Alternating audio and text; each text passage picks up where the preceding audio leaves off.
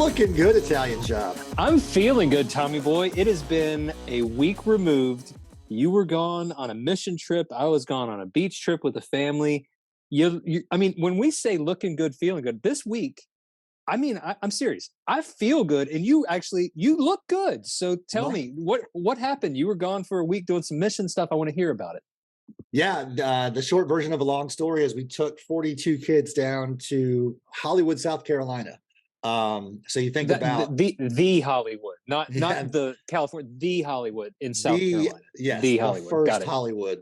But you're standing shoulder to shoulder with folks who have nothing. It's squatters' rights in that area. They got pushed out into the swampland. Now you're watching a big company wanting to build down there, and so it's kind of this battle of the haves and the have-nots. And so back when I was a kid in the 1900s, I went on this youth trip. It was one of the first exposures I had to real service leadership. And it was great to go back. My wife was there. My 2.0s were there. So as a family, we worked on 8 different sites. And it's one of those things, it's almost an act of futility because you're just trying to keep it from leaking. And our main site, 71-year-old woman lived by herself, holes in the floor, holes in the ceiling. We slapped a rubber roof on top of her trailer and stopped all the leaking. And the team that came up behind us that's there right now is working on her floor. And so the hope and the prayer is that she's got a warm, safe place to call her home, at least for the rest of her life, right? What happens after that is who knows. But my favorite part was to take the things that you and I love about F3 and pass it on to these high school youth. And see them accelerate at it. I mean, it was really powerful to step back and get out of the way and watch them shine. And the biggest lesson that they learned, which was really cool, is the quote that we've shared here a couple of times: that asking for help is not giving up. Asking for help is the refusal to give up. And they were a living embodiment of that style of leadership. It was awesome. So all of that to say, I missed being with you and kind of sharing in the calamity, but tell me something you did this week that was difficult. Something I did this week that was difficult. You know what? I'm going to take it away from, because we always talk fitness. We always talk the fitness, the first F. That's difficult. I had a difficult conversation with a family member that I've avoided for a long time, and it was kind of some burden. Some things lifted off the shoulder. You know, I joke with the guys in the gloom when we're doing something really difficult. I joke and I say things like, "Hey guys, you know, my wife says I don't open up enough. Why don't we stop and maybe talk about our feelings for a little bit?" Joking, you know, I say that sort of thing to try to get away from the burpees or whatever it is. But no, I had a hard conversation that I've been avoiding for a while, and like you said, man, sometimes you need to ask for a little bit of help. Sometimes you need to ask for a little bit of grace, and you need to extend that love and grace to others. So I had a hard conversation, and I can see some healing coming from it. So that's a little bit deeper and heavier than what we normally talk about on stuff worth trying. But let me be honest with you guys. That's something you should try. You should have those conversations, because so many times in our society, men they believe the lies of, you've got to have the strong facade. You can't open up to anybody. Those were years ago, and now, especially post-COVID, we're really seeing the relationships, the relationships that fell apart, or men who are struggling. They need other men. They need to have these conversations. And so, a long intro of saying we do have 2 high-impact men who I look up to, guys that around the nation will know who they are, from a region I know you've seen, because it's probably on a T-shirt that you have in your closet. So Tommy boy, I'm going to toss it to you and ask, who are we talking to and what are we talking about today? Yeah, we've got 2 fine, upstanding gentlemen from Hampton Roads, Dreamliner and Funny Car. Got to meet them at a GTE event. Got to share a stage with Dreamliner. Funny Car was off doing important family stuff and celebrating his 2.0 at that weekend. But we stayed in contact as a testament of how cool of a dude he is. But hit me up on Slack not too long ago with a really great idea. Some challenges that we've seen throughout the years, you know, X amount of Merkins in a month and things like that, very group focused challenges. This one is a little more of an individual effort that I don't want to give much away on, but if you're looking for a really unique opportunity to bring to your region, these guys are going to deliver. So as always, in Brady Bunch fashion, I'm going to go across my board, fellas. Dreamliner, why don't you kick us off? Name-a-rama, and how'd you get the name? Dreamliner Oh, 32. you're muted, buddy. There he is. You're Let's good. try that You're again. Dreamliner, take it away. There Okay, you are. I wasn't muted, but just throwing that out there. I don't know why it didn't come through right out of the gate.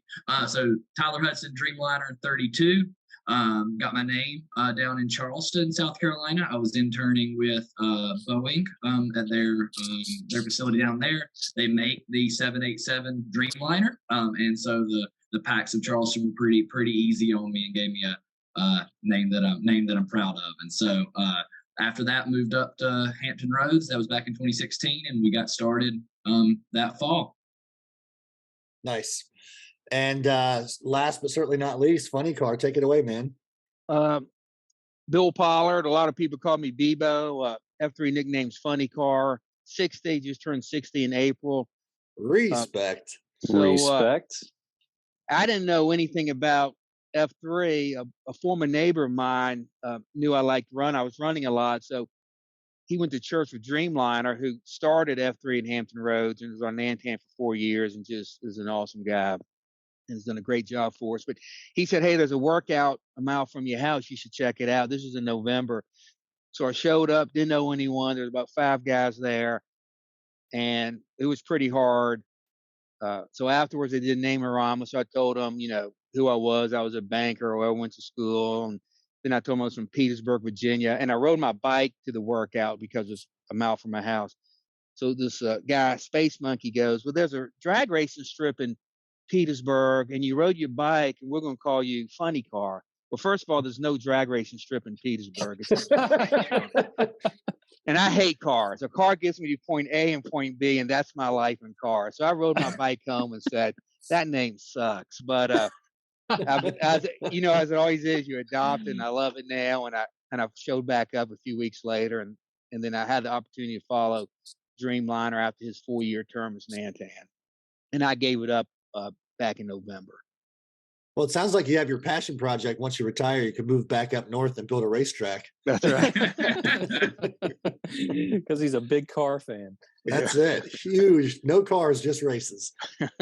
Well, let's talk about the cycle, which is the name that you guys gave the program. And I'll let you guys take it away, because I really want you to share kind of the impetus and the successes that you've seen. So in no particular order, share the cycle with us. Well, I'll start how we got here, then now Dreamliner will tell us how we started it in Hampton Roads. So for the past 5 summers or so, my wife and my 2.0 vacation on Topsail Island, Surf City, which is 30 miles north of Cape Fear, Wilmington. So when we vacation, I go to post in Cape Fear about 3 to 4 times a week. I love those guys. They let me guest queue, and it's one of my favorite part of vacations, going to see the Cape Fear guys. So I was at a workout one morning, and some guys showed up with a surfboard, with like a boogie board with all these names on it. And what they did is they would go to all their different AOs. I can't remember the rules of this one, but after you go to a certain number of AOs, you write your name on the boogie board and you carry it around. So come back to Hampton Roads, I'll let Dreamliner take from there. But we were at a gathering, and we started, and I told them about this boogie board thing in Cape Fear, and then I'll let Dreamliner take it from there, and where we were when we had this conversation. Yeah, so one of the CSAUPs we do every year is the Colonial 200. It's a very similar format as the Tune or the Palmetto. It's actually ran by the same person. Same as Blue Ridge Relay, but a different person runs the BRR. Well, the year's 2020. I don't know if you remember, there was a lot of things canceled back in 2020. Colonial 200 being one of them. And so we were like, well, we've already, we're trained, we're in shape. We really don't want to just completely not run. So what we decided to do is, okay, how do we balance, safety but still being able to complete this event? And so we all decided it'd be a great idea to pile in one of the guys' backyards, camp out, everybody bring their own tent, sit around the fire, grill out, and then his house is conveniently located about 0.7 miles from a trail. It's an old rails to trails conversion. And so we just did out and backs for 200 miles. So like one person would run their leg and then come back, and then the next person would go and out and back. And so we ran nowhere but 200 miles worth in a relay. And so had a it actually was more similar in like to a Ragnar, actually, where you're kind of like camping out and running out and back than a true relay. But when you have all of that downtime and you're sitting, and this was overnight, we did it. And also, real quick, Dreamliner, before you remember, we raised $6,000 for Rock Solid Foundation from that CSOP too. Yeah, which is a group that helps families with children with pediatric cancer. So we raised $6,000 from that event for that. So didn't want to leave that out. Yeah, no, that's absolutely good point. And so we're sitting around the fire. Funny Car's talking about this boogie board that he's they saw down at Cape Fear, and we're like, well, why don't we come up with something here to do on the same thing. So there were several iterations on the rules, but by kind of the end, we had fleshed out what we wanted to call the cycle. And I'm gonna let Funny Car go through the rules because he's really been the one to run it. But the cycle, the name itself comes from, so Chris Taylor plays for the Los Angeles Dodgers. His dad is part of F3 Hampton Roads. F3 named Scully, really high impact man. And we're like, let's just incorporate the baseball theme. And so the request was made, hey, you think you could get us a bat? And sure enough, he was able to get us a true Chris Taylor bat used in the major leagues. And that's what we put the name on. Instead of a boogie board, we put the name on the bat. Dreamliner, I'm going to interrupt for the guys who are listening, audibly listening. Check out the YouTube channel. It's the same thing, but you can see the bat. Funny Car is holding it up right now. You can see Chris Taylor's name stamped on it, and you can see as he rolls through all the packs that have completed this challenge on this bat. So if you want to see this sweet bat, check out on YouTube, Stuff Worth Trying, the podcast. You can listen to it and you can watch it. And you can actually see this awesome bat. So sorry, Dreamliner, I just had to point out to those who are audibly listening and those who are not paying attention visually. There we go. And so we carry the bat around. So like you declare, I'll cover one rule and then Funny Car will take the rest. One of the rules, you declare you're starting, you get the bat, it stays in your car. Or if you're doing it with other people, you kind of alternate who's carrying it. But you take it to all the AOs with you as part of your cycle. So I'll hand it back over to Funny Car to go through the rest of the rules. Yeah, and again, it was pretty neat how this started because we just, sitting around a campfire, probably 2:00 in the morning, coming up with these ideas. And so this one with the hitting for the cycle, so we started coming up with some rules of how to make this work. And one reason we want to do this, because if you're not familiar with Hampton Roads, we have 7 cities that we're comprised of. Virginia Beach to Franklin. So from Virginia Beach to Franklin is over an hour drive. And we really have two distinct regions. It's called the Peninsula, like Newport News, Williamsburg, and then Virginia Beach, Norfolk. So we're spread out. So one reason we thought this would be a good idea, because it would get PACs an incentive to go to other AOs. So that was sort of one reason we want to start this too. So we come around, we call it Hitting for the Cycle, which is a CSOP. And the purpose of this is the PACs go work out at every AO in Hampton Roads. And when we started this in 2020, we had 10 AOs, right, Dreamliner? Yep. And we had 3 Saturday AOs. So the rules were the PACs first must declare that he is hitting for the cycle before he gets credit for it. So he's calling his shot. He's calling his shot. I'm going deep. Yeah. He's going deep. And then he must work out in at that time every AO within a 3-week period. Now we have 5 Saturday AOs, so now you have to go to every AO in a month, and so you have to go to 5 consecutive Saturday AOs. When you start the cycle, you have to go to 8 consecutive different AOs. So you usually begin on a Saturday and go through the next Saturday, and you go to 8 different AOs. You must queue at least one workout during this time. You must you cannot be alone. And very rarely if we had a workout where only one person shows up, but there are a few that maybe have 3 or 4 guys. So it's your responsibility to make sure someone else is going to be there. Because if you show up and no one's there, then you got to start all over in the cycle. Oh man. You have to show up on time or it doesn't count. And then you have to obviously finish the workout, and then you carry the bat with you. You're not doing a workout, but you carry it with you. So again, it's 8 consecutive workouts. And then after that, you have about 3 weeks to make up the next 10 AOs. We now have 18 AOs.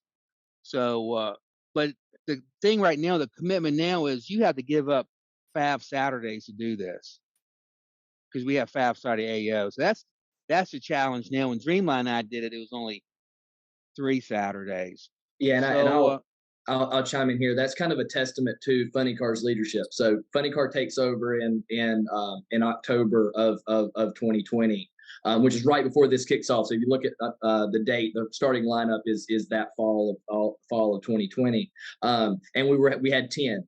Funny Car leads for 2 years and exits with 20. So like he doubled our number of AOs in his very, very short time as Nantan. So it was really an awesome time of growth in Hampton Roads underneath Funny Car.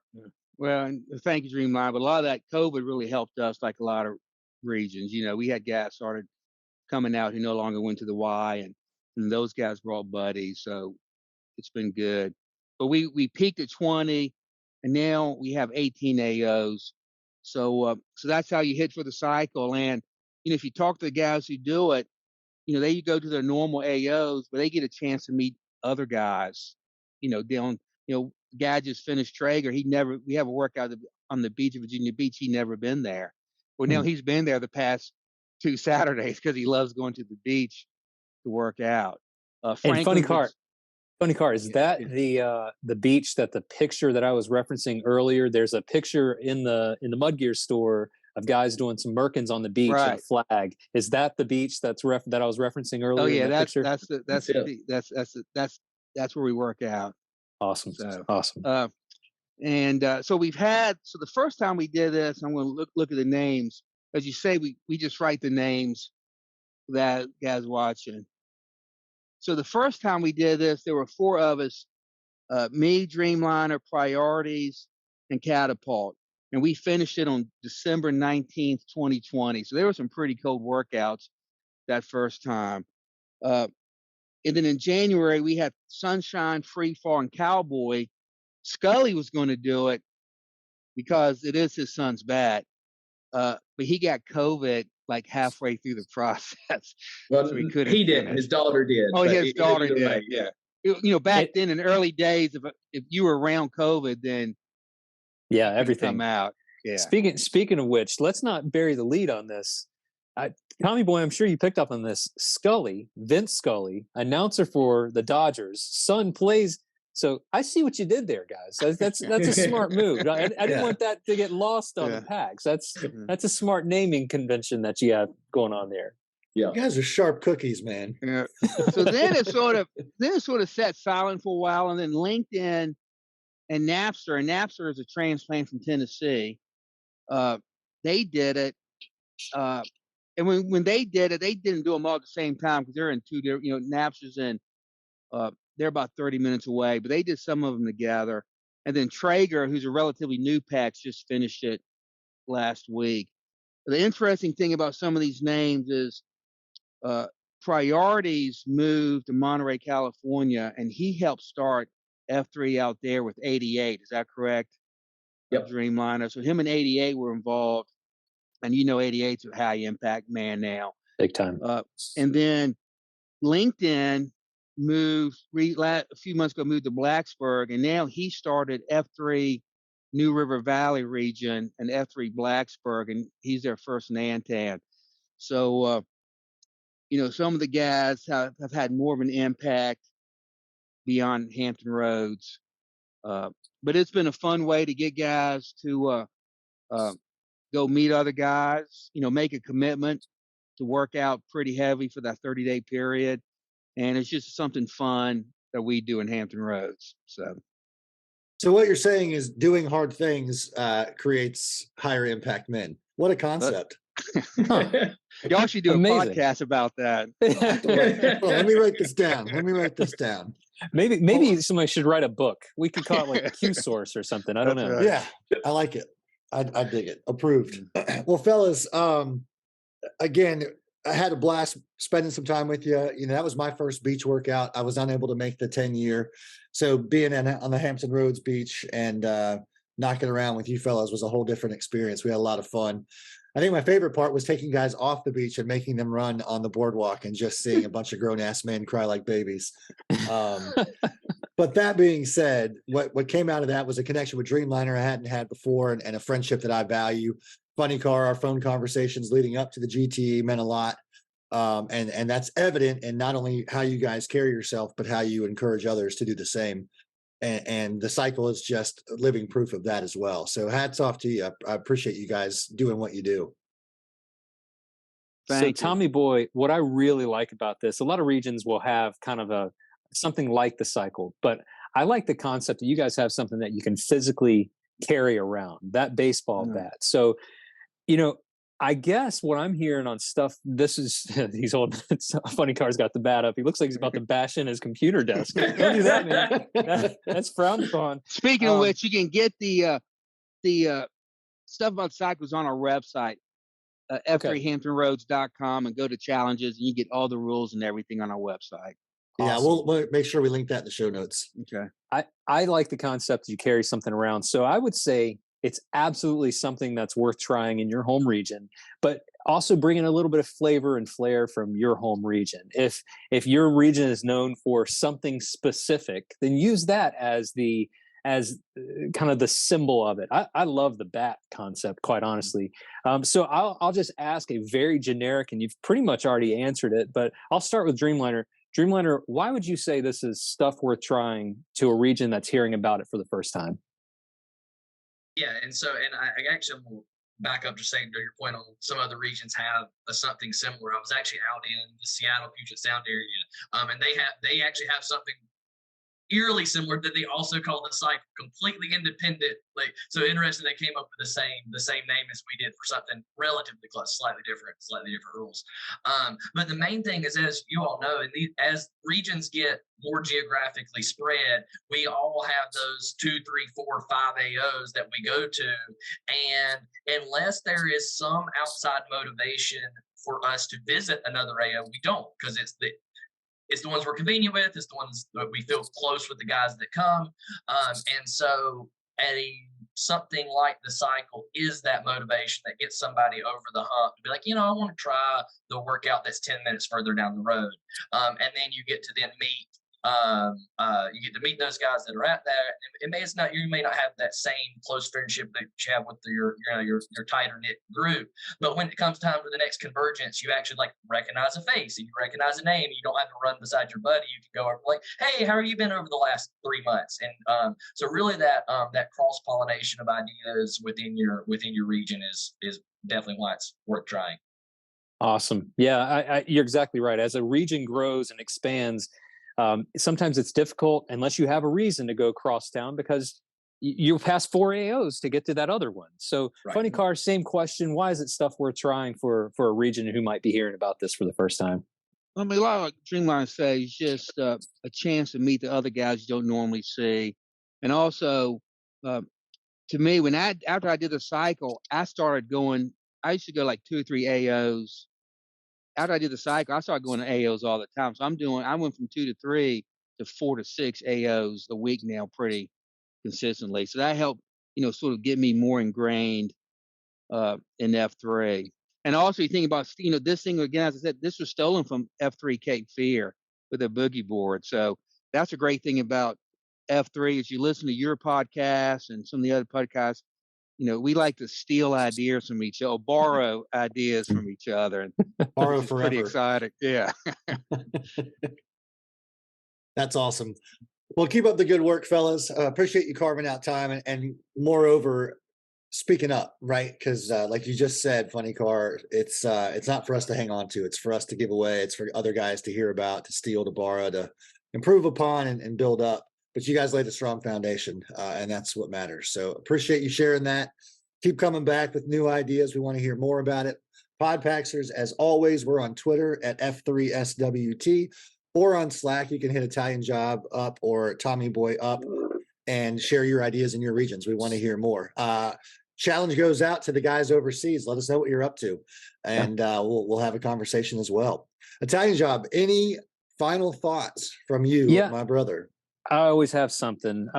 While I was downrange, I posted with the guys in Race Coast, which is in Daytona Beach area in Florida. And I always post with the guys in New Smyrna Beach. And for the past 2 years, I posted with the same group of guys.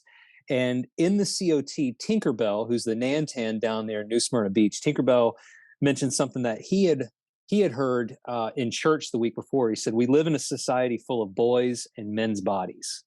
And that was it. That's all. And I started thinking about it. And I realized we have men, they look like men who lack the skills to lead, manage, and adapt to challenges. When things get difficult, they hide in the corner or they run from their fears. So we have to take charge and train these men and the skills necessary to thrive. If not us, then who? If not now, then when? So it's our responsibility to lead courageously and step in when the world steps out. Some call it toxic masculinity, but when it hits the fan, and it will, we will be the first to confront the barbarians at the gate. So protect the vulnerable, lead your families well. It's our opportunity. It's our turn to step in and lead men in the way that men need to be led so they can lead their families and lead their communities. Because when the barbarians are at the gate, somebody has to address them and somebody has to step in. Call it toxic if you want. Toxic masculinity, if that's what you want to call it. I call it being a man and stepping up, because it's our responsibility to take care of the vulnerable. So thanks for Tinkerbell out of the Race Coast for giving us a little bit of fodder to chew on. So that's what I have, TB. TB approves. Well said. Well said. And also, I'm making notes that Tinker Boy and Barbarian is our new FNG names. So that would be good. Podpaxers, you know what to do. All right, gentlemen. It is Friday. It is 10:41 in the AM. We have a weekend ahead of us. We have Independence Day around the corner. To the four of us here and to all of you listening, to the tens of listeners, you've got several days ahead of you to make a high impact. So we're counting on you. Come back and join us next week for the next episode. Until then, be good or be good at it.